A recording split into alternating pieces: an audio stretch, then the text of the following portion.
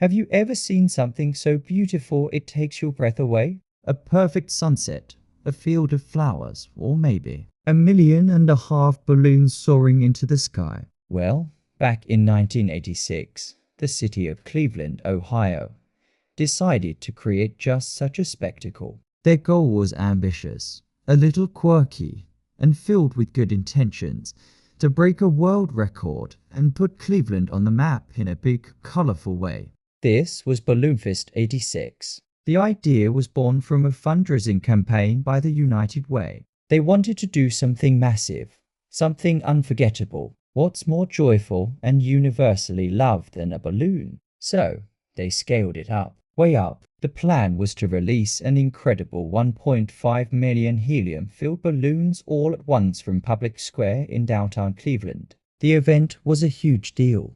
Thousands of volunteers, including hordes of enthusiastic high school students, spent hours under a giant net, patiently filling each and every one of those balloons. The atmosphere was electric. The city was buzzing with anticipation. It was meant to be a symbol of community, of hope, of a city on the rise. On September 27, 1986, the moment arrived. The crowd cheered as the net was released, and a colossal, vibrant cloud of color erupted into the sky. It was, by all accounts, a stunning sight. Imagine a swirling, living rainbow, a kaleidoscope of reds, yellows, and blues, blotting out the grey afternoon sky. News cameras captured the moment, and for a few glorious minutes, it was pure magic. It was a beautiful disaster in the making, but nobody knew it yet. Cleveland had done it. They had shattered the previous world record held by Disneyland. It was a moment of pure triumph, but beauty can be fleeting, and sometimes it can be deceiving. As the massive balloon cloud drifted over the city, a dark shadow was approaching from the west.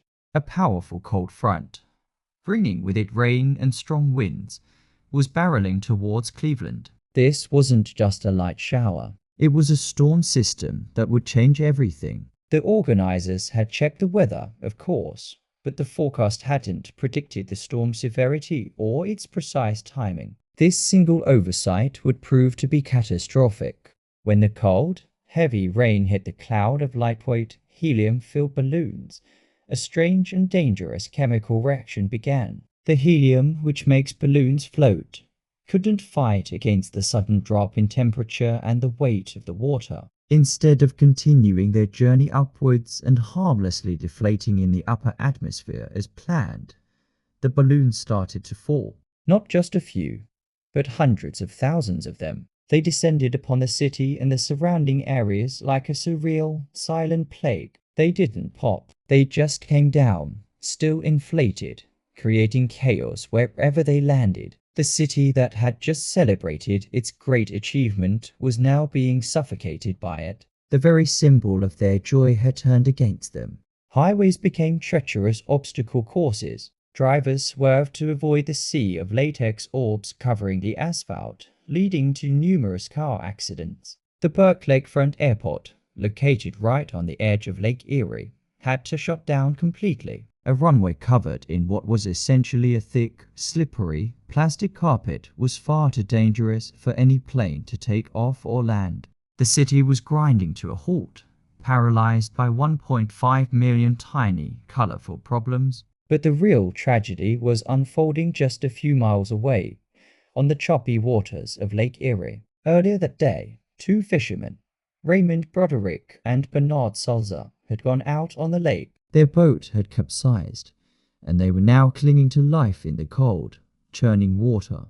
The Coast Guard was immediately dispatched to find them. A search and rescue helicopter scoured the surface of the lake, their crew desperately looking for any sign of the missing men. But they couldn't see anything. The lake, from the air, was a nightmarish mosaic of bobbing balloons. Thousands upon thousands of them covered the water's surface, each one roughly the size of a human head. For the rescuers in the helicopter, it was an impossible task. Was that a person?